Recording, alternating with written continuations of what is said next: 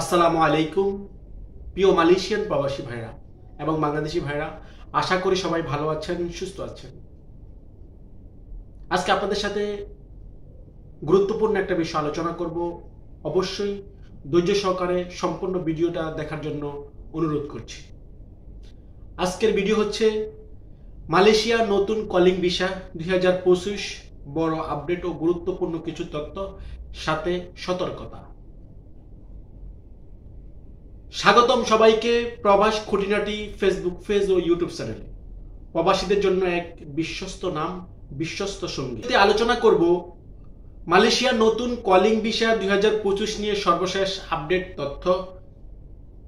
যারা মালয়েশিয়াতে আসতে চান, এই ভিডিওটি আপনার জন্য অনেক গুরুত্বপূর্ণ। কলিং ভিসা চালু হয়েছে, মাই ভিসা 2.0।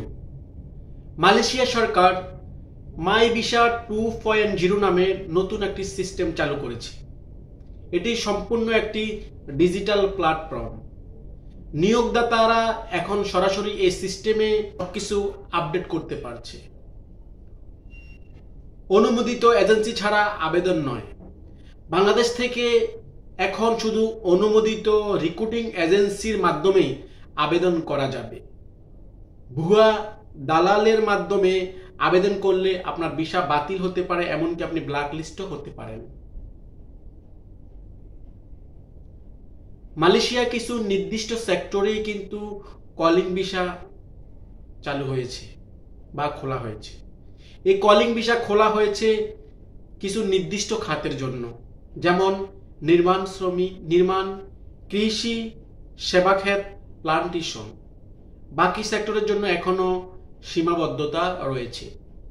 এই 4টা সেক্টরে কিন্তু মালয়েশিয়াতে নতুন করে কলিং খোলা হয়েছে এবং হচ্ছে, এবং কার্যক্রম চলমান।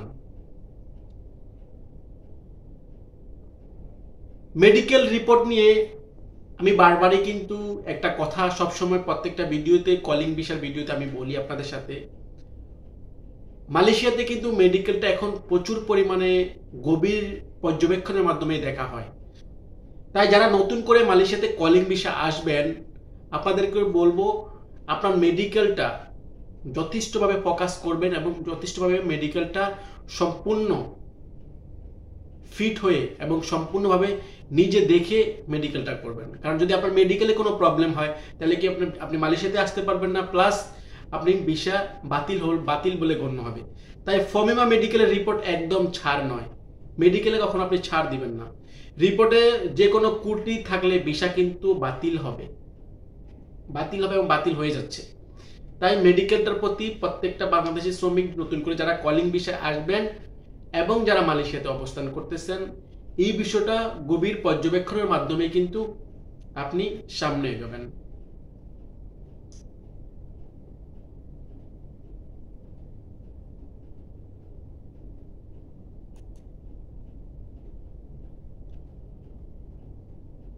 আমি কিন্তু সবসময় আমার কলিং ভিসার ভিডিওতে বলি, প্রতারণা থেকে সাবধান।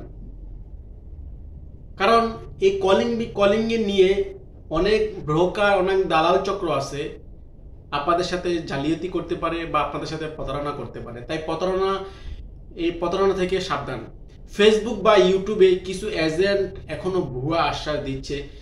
কোনো টাকার লেনদেনের আগে ভালোভাবে যাচাই করে কলিং খুলেছে কিনা, যাবতীয় কোম্পানির ডিটেলস এবং কি কাজ, কত টাকা স্যালারি, মানে যাবতীয় ডিটেলস জেনে তারপরে আপনি বৈধ কোনো রিক্রুটিং এজেন্সির মাধ্যমে আপনি আপনার পাসপোর্ট হস্তান্তর করবেন এবং মেডিকেল করবেন।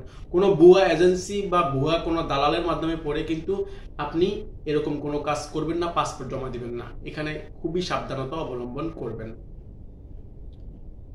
আজকে এই কলিং বিষয়, আপনারা জানেন বর্তমানে মালয়েশিয়াতে কলিং খুলছে, কার্যক্রম চলমান। এখনোই কিন্তু কার্যক্রম স্লোমান, কিন্তু এখনো পুরোপুরি কিন্তু আপনার ওইরকম ভাবে কোনো কিছু আসে নাই যে কলিং, কিন্তু কিছু সেক্টরে মালয়েশিয়া থেকে আপডেট তথ্য দিয়েছে। তাই আমি আপনাদের সাথে এই আপডেট তথ্যগুলো প্রদান করলাম। এইসব বিষয় খুবই সেন্সিটিভ ভাবে কাজ করবেন এবং মালয়েশিয়া এবং বাংলাদেশের বৈধ রিক্রুটিং এজেন্সির মাধ্যমেই আপনি আপনার পাসপোর্ট এবং টাকা লেনদেন করবেন। এগুলোর প্রতি খুবই সচেতন থাকবেন। এবং যদি আপনার পাড়া প্রতিবেশী কেউ যদি মালয়েশিয়াতে থাকে বা আপনার পরিচিত কোনো কেউ যদি মালয়েশিয়াতে থাকে, ওনাদের সাথে আগে কথা বলবেন। কথা বলে যাচাই বাছাই করে তারপর মালয়েশিয়াতে আসার চেষ্টা করবেন। নইলে আপনি কিন্তু বিপদের সম্মুখীন হবেন এবং অর্থনৈতিকভাবে আপনি অনেক ক্ষতিগ্রস্তের মধ্যে পড়তে পারেন। তো প্রিয় মালয়েশিয়ান প্রবাসী ভাইরা, আমার শেষ কথাটা হচ্ছে, প্রবাস জীবনে পা রাখার আগে সকল তথ্য জেনে বুঝে সঠিক পথে পা বাড়ান। ভুল সিদ্ধান্ত আপনার স্বপ্ন নষ্ট করে দিতে পারে। আজকের মতো বিদায় নিচ্ছি, ভালো থাকবেন। ভিডিওটা ভালো লাগলে লাইক দিন, শেয়ার করুন, আর অবশ্যই সাবস্ক্রাইব করে পাশে থাকুন প্রবাস খুঁটিনাটির সাথে। ধন্যবাদ সবাইকে। আজকের মতো বিদায় নিচ্ছি। আসসালামু আলাইকুম ওয়া রাহমাতুল্লাহি ওয়া বারাকাতুহু।